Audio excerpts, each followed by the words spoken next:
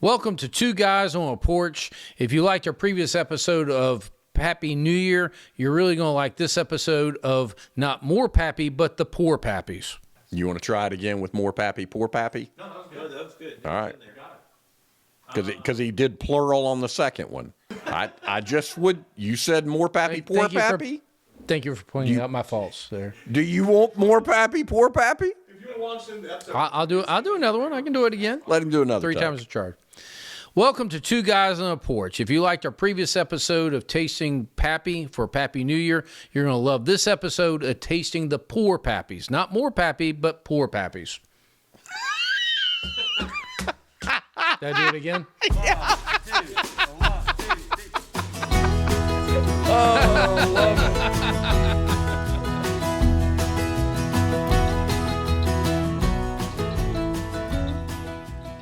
Welcome to Two Guys on a Porch. I'm Bradford. And this is Jason. I got to go first this time. I'm glad that made your day. But you left out Kimber. We have Kimber on the porch with us as well. We're not so much in the porch tonight, but we're hanging out, drinking the poor Pappies. Thank you, Grammar Police. Glad to be here. And for those of you that are able to watch this as opposed to listen, we are inside, so we're not smoking cigars tonight. Yeah. It's really enjoyable when we get to smoke cigars, drink bourbon, and play poker. Yeah. But we just have the poker table with us The tonight. good news, because we're not playing poker, you get to go home with your money tonight. Oh, Bradford. my gosh. The trash talk starts already. We Sometimes- haven't even dealt a hand. The truth hurts sometimes. You I'm know, sorry. it really does bring back great memories sitting around this table because we have had a lot of great times. Yes. There's nothing better. Well, if there's anything better than smoking cigars and drinking bourbons together, it's playing poker with all that mixed in. Yeah, and I think really the point of the episode is how poker, much like smoking cigars, facilitates relationship between guys, friendship. For me, it goes back to high school. We would get together and play like two-penny ante poker. Yeah. And I remember my dad found out about it because we'd be gone for a couple of hours and the winner would walk away with like $5 and they would have to treat at Sonic when we would go. And my dad was like, well, you're gambling. You shouldn't gamble. And I went, well, what do you call it when you know where your teenage son is? He's not out on the road. For 2 or 3 hours, he's going to spend maybe $5. And that's the top of the mark there. What do you call that? To me, that sounds like entertainment. That's right. Yeah, you go to a movie theater and you spend more than that. So, and that's why we've always played poker. That's exactly right. You just the money is to keep score. It's not nobody's paying their tuition bills with their poker winnings. Although, well, I know there have been exceptions, but for the most part, tuition bills. It's let's call it tops $20 will get you through the night type thing playing it because you're keeping score. You're not trying to bankrupt your buddies. no. Although I do remember we were playing. It was a cold night, and as a result, and we wanted to smoke cigars and play poker. Yep. And so we were in your garage, Yep. different house. Yep. And we were like, oh, this will be good. We couldn't even see the table for all the cigar smoke. Yeah, that was a notorious, infamous night. Yeah, and we played a game that was a match the pot game, and the best hand wins. Yep. Yeah, it was Eagle, and a full house typically takes it, and game is over at a certain point. And we didn't have a limit on this one. It usually would take care of itself. It would get too rich, and people would go, "Oh, at $40 or whatever the thing was." Well, people would bow out, and they'd be like, "I'm out." Yeah, for clarification, it's one of these games where you go 1, 2, 3, drop, and if you're staying in, you just hold your cards. If you're out, you just simply drop your cards. Well, everybody was being dealt Full houses, full boats, and everybody was thinking this is it, and that pot got crazy, a little cray. like literally somebody was thinking, I may lose the mortgage. Yeah, I mean, it was Well, the maybe $1,000. the pot doubles each time. Yeah. So like compounding interest. Yeah. You go a few hands where it doubles. And all of a sudden, we start off with everybody's in there with $5, and so the pot's whatever, $25, and you keep doubling it. It was. And who won that hand, Jason? It was yours truly. Yeah. Yeah. Yeah, it was.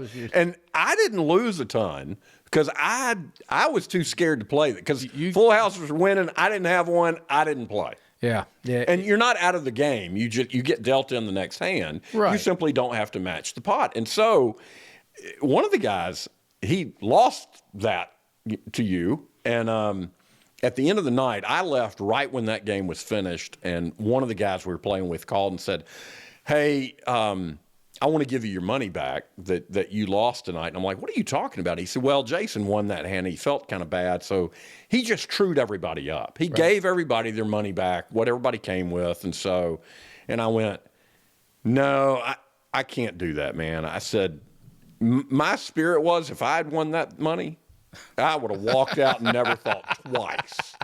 And I talked to one of the other guys, and he was like, man, I'd have had your ass at the ATM. Well, again, you do anything for your buddies, and you want to have them back playing poker with you and drinking cigars. And we're not trying to make a living playing poker here. It was one of those games that just got way out of control. But tonight we are drinking the Poor Pappies, if there's such a thing. There's such a thing. Yeah. So these bottles are not cheap, nor are they easy to find. But they are much less expensive than the 15, 20, and 23-year-old Pappy. Yeah, so let's talk about not cheap. I think the bottom of the barrel, so to speak, here is the 10-year-old. Yeah. Which we call it a Pappy. And again, they being the bourbon official. Yes, they would say, no, there's only 3 Pappies. So these have a different title. This is Old Rip Van Winkle. Yep. But it's still part of that family. This is $1,000. Yeah. Just for the basic, just table stakes, using the poker term, for entering the Pappy world is $1,000. It's crazy. Again, we talked about this previously with the rich Pappies. It's crazy that this oat water it costs so much. So it's expensive fire water. But these are Buffalo Trace products. Yep. They have a very distinctive, they being Buffalo Trace, wheated recipe, and they were the first to do wheated. Yes.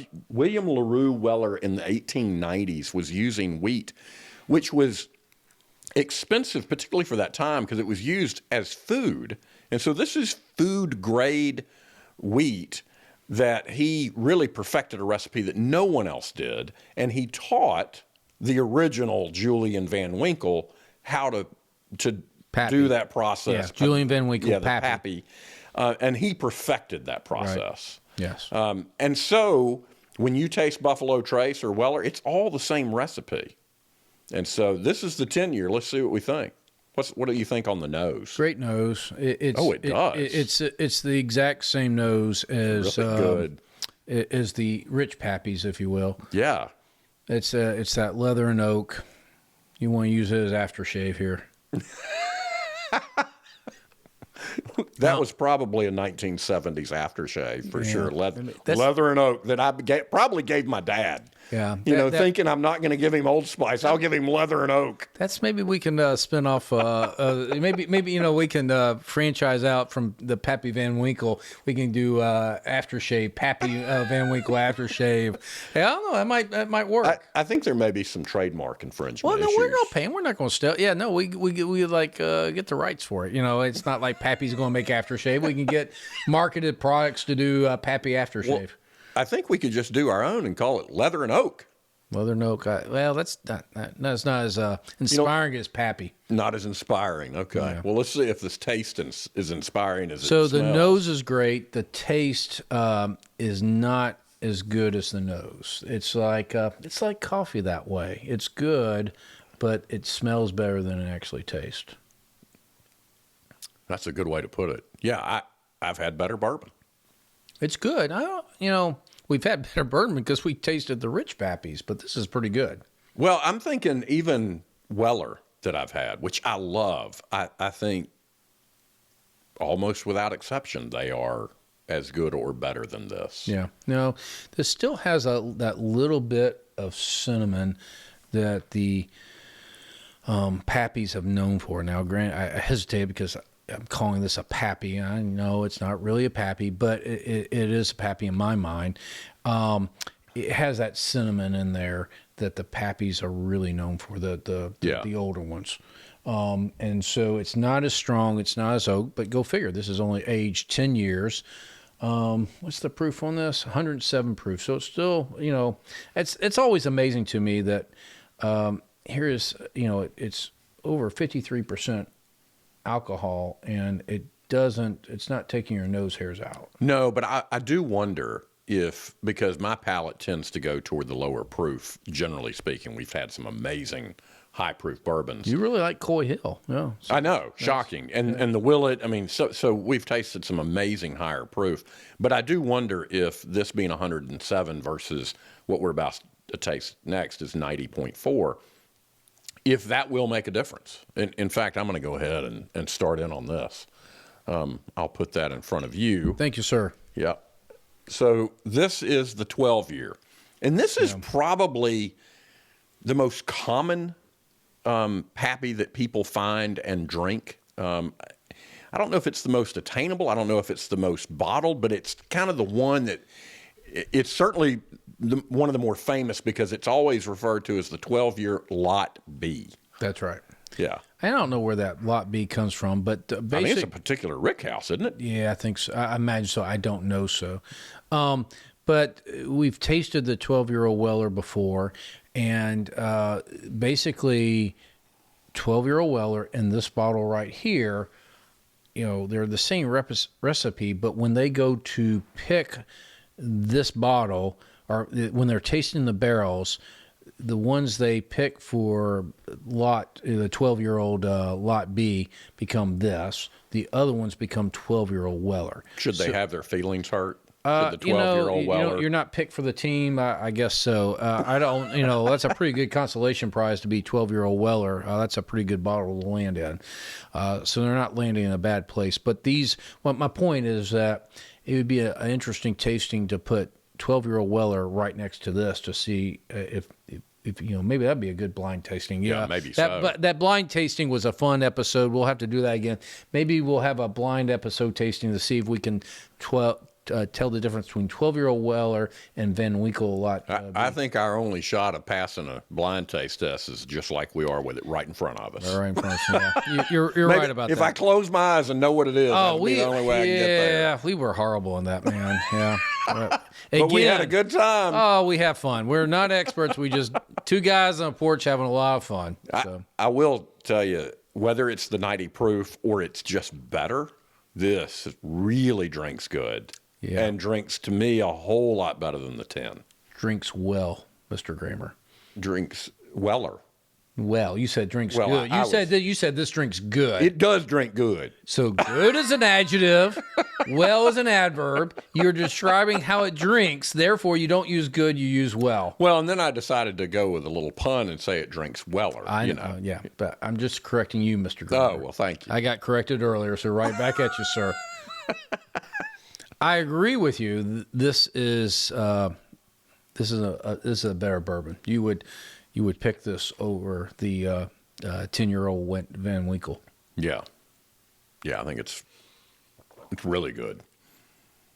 Yeah, I'm curious as to when we drank the rich Pappy, if you will, and we the 23 class on its own.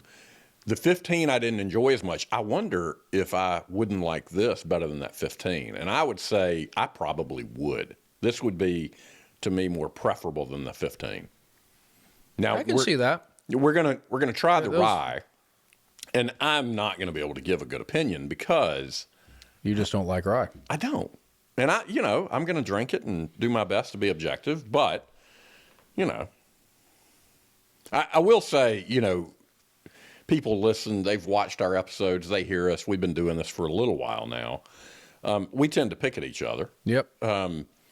We're never going to get our feelings hurt because we trust each other. We've been friends for a long time. Yep. Referencing sitting around a poker table, man, the trash talk starts early and flows freely around a Never poker stops, table. yeah. Never. stops. And I can be particularly obnoxious around a poker table. I know that you would find that hard to believe. But I think in terms of friendship, you have to be intentional about, do you have that kind of relationship with people when you're in that environment?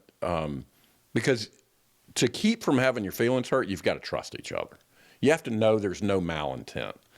And, it was my first wife who pointed out to me that sarcasm, which I use frequently, is really, it's a defense for one, but it's building yourself up at someone else's expense. And so if you do that often enough, then you tend just to kind of tear everybody down. And so you've got to be intentional about, look, reminding them, yourself, look, this is all in good fun. There's nothing, malintended about this.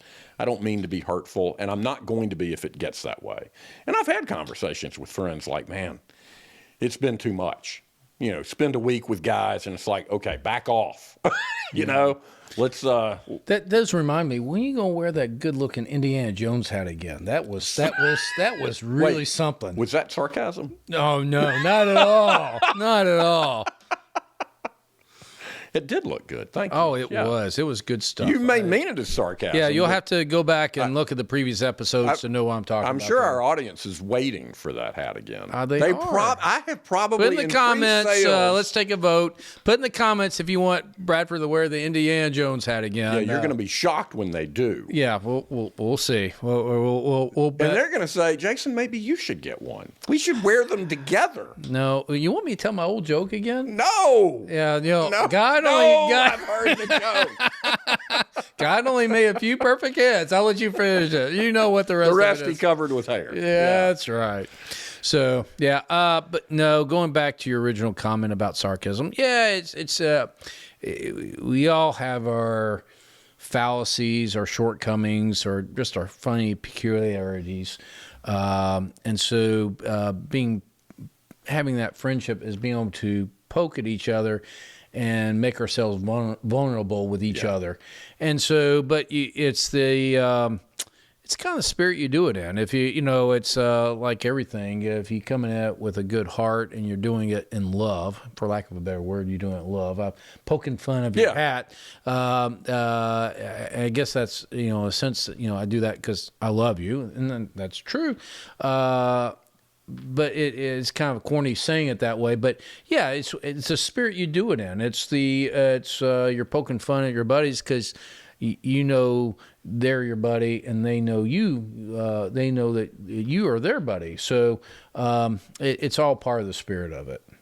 Yeah, I think about I am picturing playing poker around this table in the past with guys that we did it often, and the poker game would stop.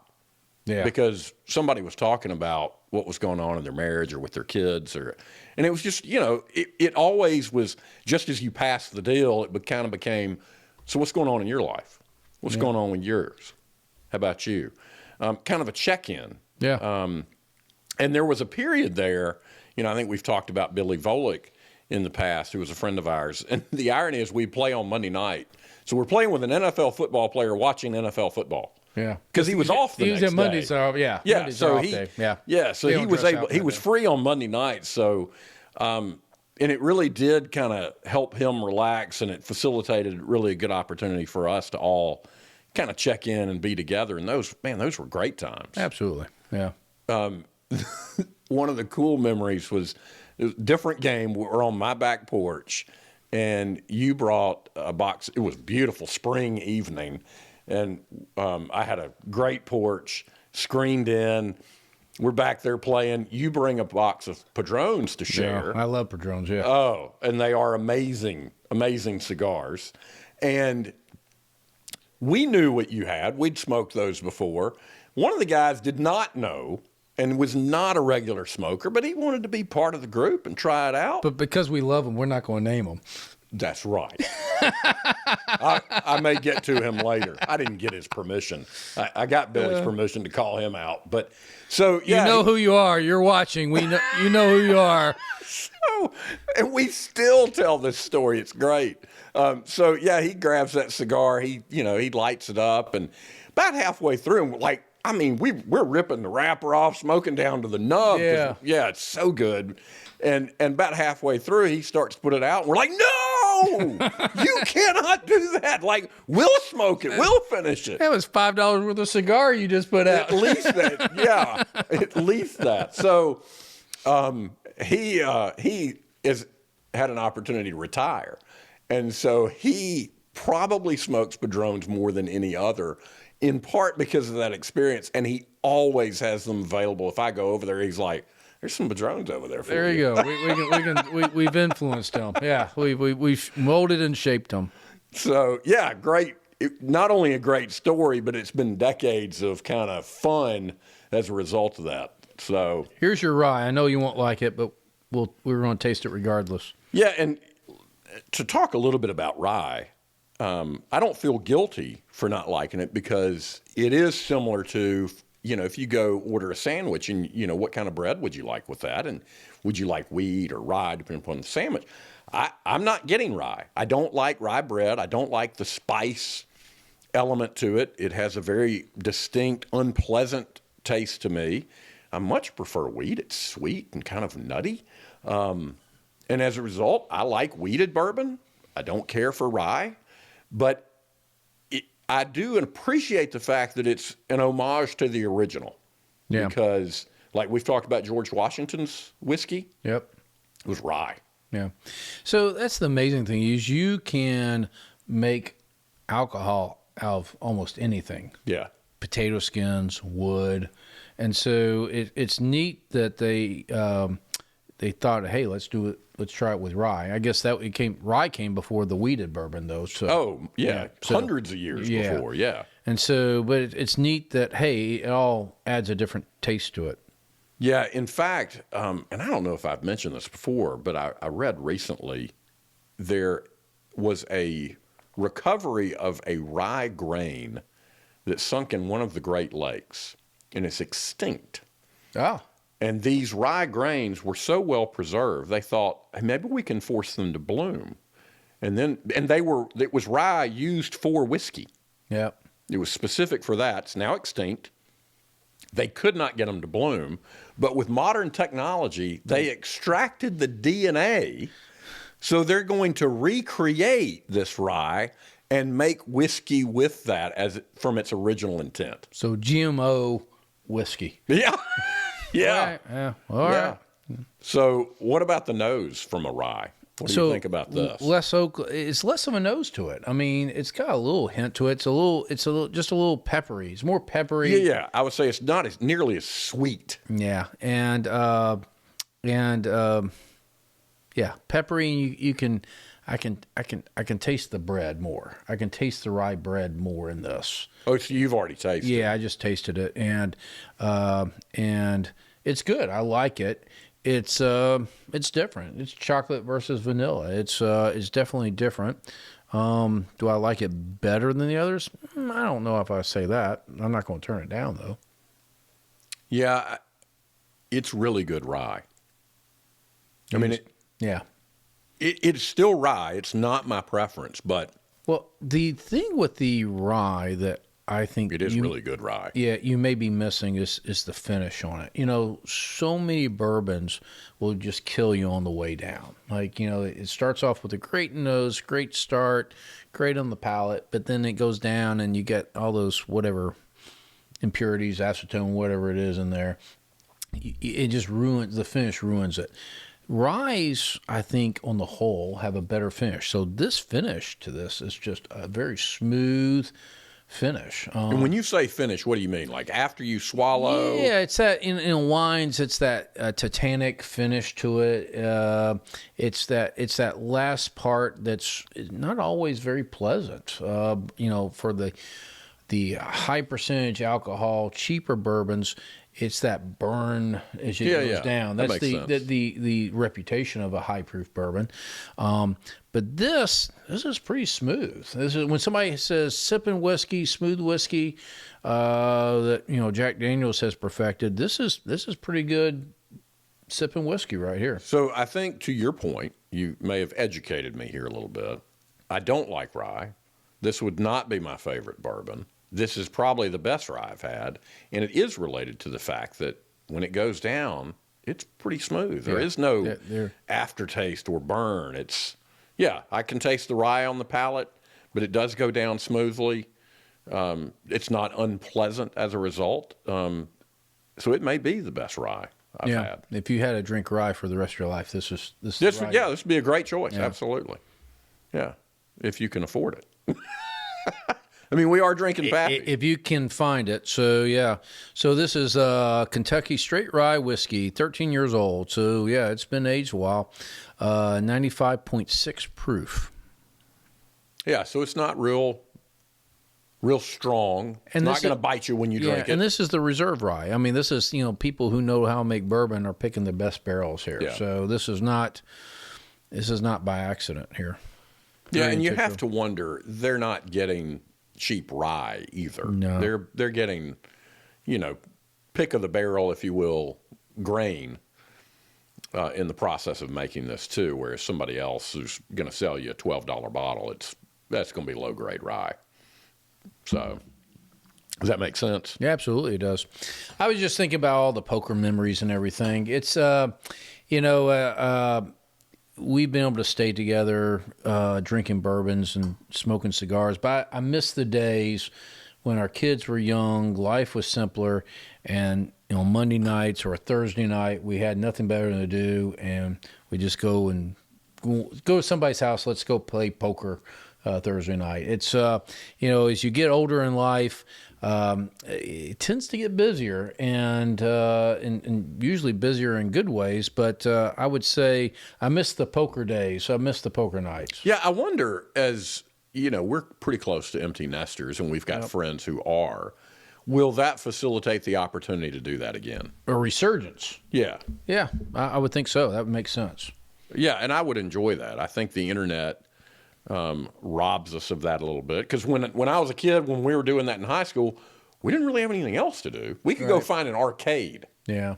But go hang out together somewhere. Poker it was really cheap. Yeah. Well, again, you're playing, I raise you 5 cents. I mean, yes, exactly. You play with chips, so it's not like it's literally you're putting a nickel out there. Yeah, man, if it was a 50-cent pot. Yeah, I raise you $1. Oh, I'm out. Right. Yeah, and the chili Frito thing at Sonic, I mean, that was maybe $1.25 at the time. So, you save your nickels for that one. Well, this is good. I really enjoyed the poor Pappies here. The poor Pappies are not so poor. So I think as, the verdict on this is the 10-year, look, we're still drinking Pappy. Nobody's arguing with it. But that 12-year is something else entirely. Yeah. And really good. Yeah.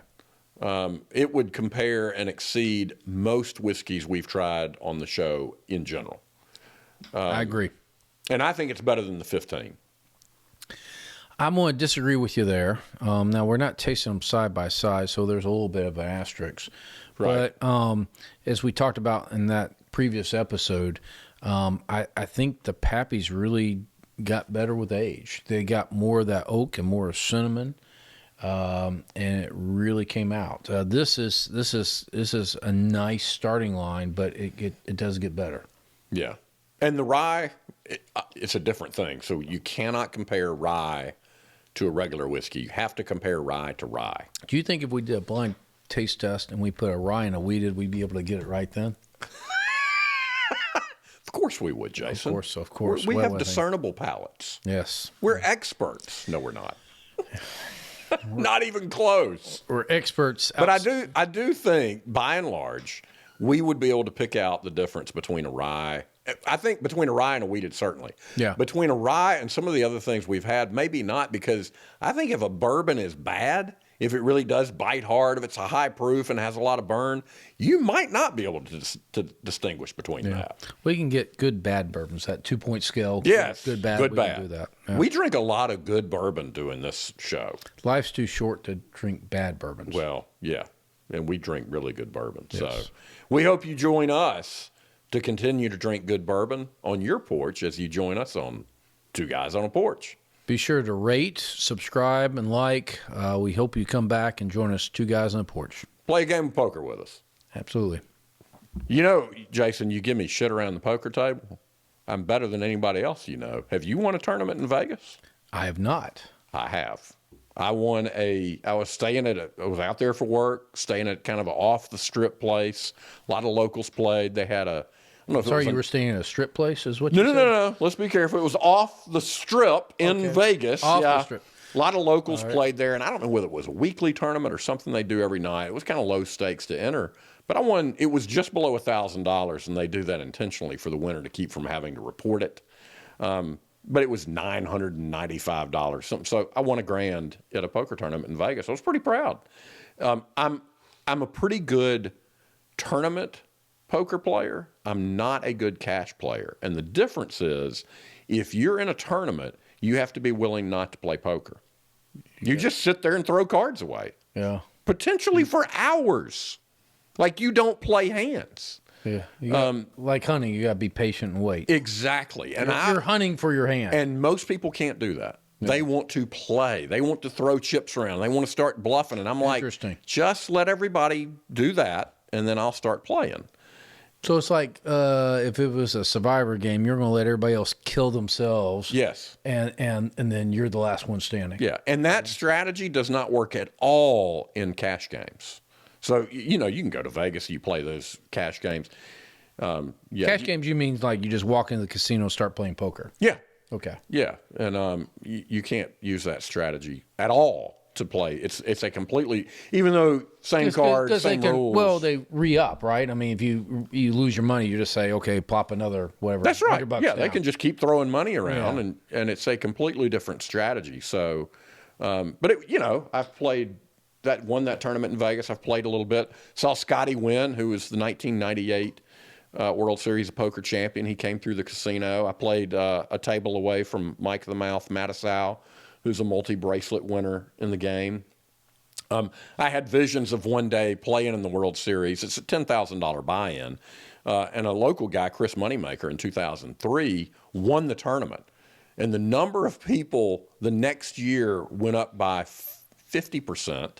And then it had doubled the next year. So there were like 5,000 people. It was 10,000 people 2 years later because he became an instant multimillionaire. Yeah. And it was this idea that, you don't have to be a professional. Every man can win it. I'm thinking, I'm going to go do that. But nobody in their 50s wins that thing. No. It's a young man's game. It's also very calculated. It's hope springs eternal, but it's not gambling. It's doing math on the fly. Right. And you read the people somewhat, but it's a math game. That's right. Yeah, and I'm not that good at math. Life is much better with friends, a drink, and cigar, and some two guys on a porch swag. Let us know what your drink and cigar of choice is at twoguysonaporch.com, and you'll be entered into a drawing to get some Two Guys on a Porch swag